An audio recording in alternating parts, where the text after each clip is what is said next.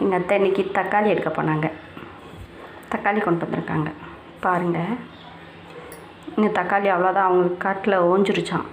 தக்காளி இல்லை, குட்டி குட்டியாக தான் இருக்குது. அதாவது தக்காளி ஓயுதுன்னா கொஞ்சம் சின்ன சின்ன பழமாக தான் வரும், பெருசாக வராது. இதை வச்சு ஊறுகாய் பண்ணுறேன். ஏற்கனவே ஊறுகாய் பண்ணது காலியாக போகுது. ஊறுகாய் நல்லா தேங்காய் எண்ணெயில் தான் பண்ணேன், நல்லா இருந்துச்சு. 7 நாள் வந்துருச்சு. 7 நாள் வரைக்கும் கெடலை ஊறுகாய் பண்ணுறத வீடியோவாக போடுறேன். பாய். தக்காளி ஊறுகாய் செய்யலாம் வாங்க. தக்காளி ஊறுகாவுக்கு தக்காளியை ஃபஸ்ட்டு 2 கட் பண்ணி சாப்பரில் போட்டுக்கலாம். பெருசாக போட்டால் வேகிறதுக்கு ரொம்ப நேரம் ஆகும். சாப்பரில் குட்டி குட்டியாக கட் பண்ணி போட்டால் நல்லா விரச வேலையாகும், சீக்கிரமாக வேலையாகும். வாங்க இதை ஓட்டிட்டு காட்டுறேன்.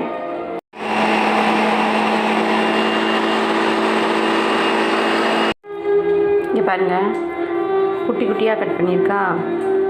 இது ஊறுகாவுக்கு கரெக்டாக இருக்கும். ரொம்பவும் அந்த தக்காளி தோல் இல்லாமல் இருக்கும். வாங்க தாளிக்கலாம். தாளிப்பை காட்டுறேன். தேங்காய் எண்ணெய் ஊற்றிக்கலாம். எண்ணெய் போதும், ஏன்னா அடுத்து தாளிக்கணும், அதனால் தாளிப்புக்கு வராது. எண்ணெய் சூடேறமே தக்காளியை ஊற்றலாம். அரைச்சி வச்ச தக்காளியை.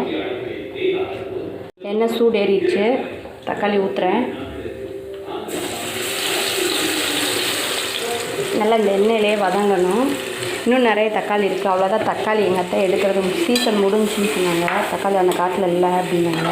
அதனால் இருக்கிற பழத்தை கொஞ்சம் ஊறுகாய் பண்ணி வச்சு ஃப்ரிட்ஜில் வச்சுட்டோம்னா நம்ம தேவைங்கிறப்ப யூஸ் பண்ணிக்கலாம். இது கூட உப்பு போடணும், கல்லுப்பு தான் போடுறேன்.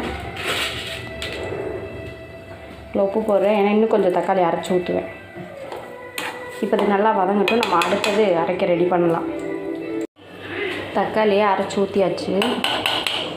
பெரிய வடை சட்டியில் ஒரு வடை சட்டி தக்காளி. இது நல்லா வதங்கட்டும். உப்பு, தேங்காய் எண்ணெய். நான் நல்லெண்ணெய் ஊற்றினேன், ஏன்னா எனக்கு நல்லெண்ணெய் இல்லை. தேங்காய் எண்ணெயில் தான் செஞ்சு பார்த்தேன், சூப்பராக இருந்துச்சுன்னா நான் தேங்காய் எண்ணெயிலே செய்கிறேன். இது எங்கள் தேங்காய் எண்ணெய், செக்கில் ஆட்டினது, சுத்தமானது. எங்கள் அப்பாங்க ஆட்டினது. அதனால் எங்களுக்கு இது நல்லா தான் இருக்கும், பிடிக்கும். இதில் தான் அதிக சமையலே பண்ணுவேன். புளி தேவையானலாம் ஊற வச்சுக்கலாம். ஒரு கை புளி ஊற வச்சு நல்லா வதங்கவுமே ஊற்றலாம். அடுத்து காட்டுறேன். பாய். கடுகு வெந்தயம் போட்டு வறுத்துக்கிட்டுருக்கேன். வெடிக்குது பாருங்கள். வறுத்துட்டு அரைச்சிட்டு காட்டுறேன். டீ சாப்பிட்லாம்.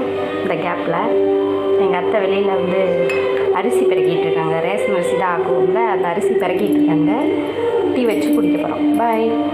நல்லா வதங்கிடுச்சு, தண்ணி கொஞ்சம் வத்திருச்சு. இதில் மஞ்சத்தூளும் மிளகாத்தூள் போட்டிருக்கேன். காரத்துக்கு தேவை மிளகாத்தூள் போட்டிருக்கேன். வீடியோ எடுக்க மறந்துட்டேன். இப்போ புளி கரைச்சி வச்சுருக்கேன். கெட்டியாக தான் கரைக்கணும், ரொம்ப தண்ணியாக ஊற்றிட்டு அது பழையபடி ரொம்ப நேரம் ஆகும். இதை பொடி பண்ணி வச்சுருக்கேன். கடுகு வெந்தயம் வறுத்து வச்சுருந்தால அதை பொடி பண்ணி வச்சுருக்கேன்.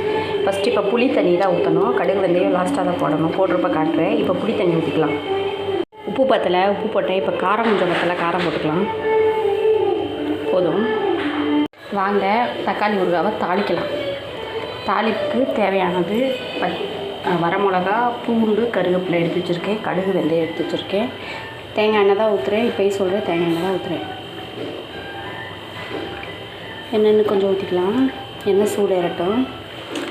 தேங்காய் எண்ணெய் எப்படி நான் பக்குவமாக தயாரிக்கணும். நாங்கள் எல்லா சமையலும் பண்ணுவோம். நேற்று எங்கள் அத்தை காட்டுக்கு ஊறுகாய் கொண்டு போனாங்க. அப்போ எல்லாம் சாப்பிட்டுட்டு சூப்பராக இருக்குதுன்னு சொன்னாங்களா. எங்கள் அத்தை தேங்காய் எண்ணெயில் தான் என் மருமக செஞ்சிச்சு, நல்ல எண்ணெயில் செய்யலைன்னு சொல்லாமே. தேங்காய் எண்ணெய் வாடையே அடிக்கலையே அப்படின்னு கேட்டாங்களா. இல்லை, அவங்க அப்பாங்க தேங்காய் எண்ணெய் அரைச்சி காய வச்சு அரைப்பாங்க அப்படின்னு சொன்னாங்களா. எங்கள் அப்பாங்க எப்படி நான் காய வைப்பாங்க, நல்லா மட்டை காய்ச்சதுமே 2 வெட்டி போட்டு மட்டையோட ஒரு வாரம் காய வைப்பாங்க. காய வச்சுட்டு மட்டையை எடுத்துட்டு அதை 2 நாள் காய வச்சுட்டு அதை 2 நாள் கழுவுவாங்க. பெரிய வாளியில் போட்டு தண்ணி ஊற்றி நல்லா தேங்காயை அலசி எடுத்துருவாங்க. எடுத்துட்டு கட்டிலில் வச்சு அதுக்கு மேலே எங்கள் அம்மாவோட சேலை, வேஸ்ட் சேலை இருக்குல்ல, அந்த சேலையை பொத்தி விட்டுருவாங்க, தூசி கூட படாத அளவுக்கு. அது நல்லா 2 நாள் காஞ்சதுக்கப்புறம் அதை போய் அரைக்கிறப்ப எலுமிச்சம்பழம், இஞ்சி, சுக்கு, எலுமிச்சம்பழம், சுக்கு, ஏலக்காய் இதை போட்டு அரைச்சிட்டு 2 நாள் நல்லா பெரிய பாத்திரத்தில் காய வைப்பாங்க. எண்ணெயை 2 நாள் நல்லா சுள்ளுன்னு அடிக்கிற வெயிலில் காய வச்சாதான் எண்ணெய் ரொம்ப நாள் கெடவும் கெடாதான். எண்ணெய் சமையலுக்கும் பயன்படுத்துகிற மாதிரி நல்லா இருக்குமா. காய வச்சு அந்த எண்ணெய் எங்கள் அம்மாங்க அங்கே எங்கள் ஊரில் நிறைய பேர் எங்கள் அம்மாட்ட எண்ணெய் வாங்குவாங்க.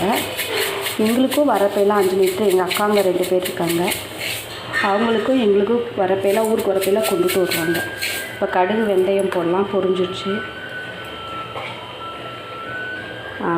வத்தல், வெள்ளைப்பூண்டு, கருவேப்பிலை போட்டுக்கலாம். போட்டு காட்டுறேன், வெடிக்க போகுது பாருங்கள். கொதிக்கு ஃபோனை வச்சுட்டு போட முடியாது, நான் நல்லா ஆஃப் பண்ணிட்டேன். நல்லா பொரியட்டும். வெங்காயத்தூள் போடணும், அதுக்கு வச்சுருக்கேன். சூடாக இந்த வீடியோ லாங் வீடியோவாக போஸ்ட் பண்ணுறேன், பாருங்கள். லைக் பண்ணுங்கள், சப்ஸ்கிரைப் பண்ணுங்கள் எல்லோரும் என் சேனலுக்கு. நல்லா பொரிஞ்சதுக்கப்புறம் காட்டுறேன். இப்போ பெருங்காயத்தூள் போட்டுக்கலாம், இல்லை லாஸ்ட்டாக போடலாம், இல்லாட்டி கசக்கும். இப்போ பெருங்காயத்தூள் போட்டுக்கலாம்.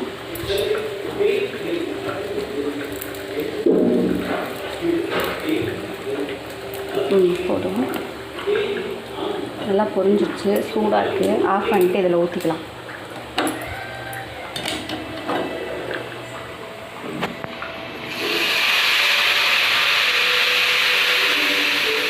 எப்படி பொங்குது கலர்ஃபுல்லாக இருக்கா? இந்த ஸ்டேஜில் நம்ம அரைச்சி வச்ச பொடியை போடணும். நாங்கள் அவ்வளோதான். இன்னொரு 10 நிமிஷம் நல்லா கொதிக்கணும். இந்த பச்சை ஸ்மெல்லு, பொடி ஸ்மெல்லு, எல்லா ஸ்மெல்லும் போகணும். நல்லா இன்னும் திக்காக வேற ஆகணும், இன்னும் திக்னஸ் வரணும். அன்றைக்கெல்லாம் நல்லா கெட்டி ஆயிடுச்சு. நீங்கள் ஒரு தடவை செஞ்சு பாருங்கள் இந்த ஊறுகாய். உங்கள்கிட்ட என்ன இருக்கோ அதை வச்சு செய்யுங்க. என்கிட்ட தேங்காய் எண்ணெய் இருந்துச்சுன்னா, உங்கள்கிட்ட நல்லெண்ணெய் இருந்துச்சுன்னா நல்லெண்ணெயில் செய்யுங்க. அதேமாதிரி வெள்ளைப்பூடெலாம் நான் ரொம்பலாம் போடல, சும்மா ஒரு 10 வெள்ளைப்பூடு தான் போட்டேன். வெள்ளைப்பூடு ஜாஸ்தி விலை இல்லையா, அதனால் 10 வெள்ளைப்பூடு தான் போட்டேன். நிறைய வெள்ளைப்பூடெலாம் போடல. இருக்கிறத வச்சு செஞ்சு பார்த்தேன், நல்லா தான் இருந்துச்சு. அதனால் இப்போ கொஞ்சம் விட்டுன்னு செய்கிறேன். எங்கள் அத்தை வேறு ஊறுகாய் தீயில் அடித்து செய்யன்னு சொல்லிட்டு நான் தான் அந்த டப்பா காட்டுறேன். இருங்க, அன்றைக்கி செஞ்சது இந்த ஒரு டப்பா தான் செஞ்சேன்.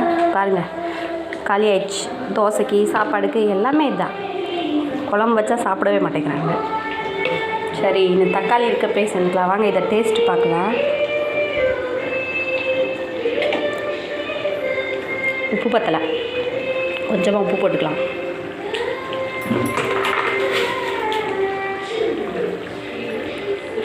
எல்லாம் தண்ணியெலாம் வற்றிட்டு ஆற வச்சுட்டு டப்பாவில் போடுறப்ப காட்டுறேன். பாருங்கள், எண்ணெய் பிரிஞ்சு வந்துருச்சு. ஊறுகாய் ரெடி ஆயிடுச்சு. ஆஃப் பண்ணிடலாம். ஆற வச்சுட்டு டப்பாவில் போட்டு காட்டுறேன். பாய்.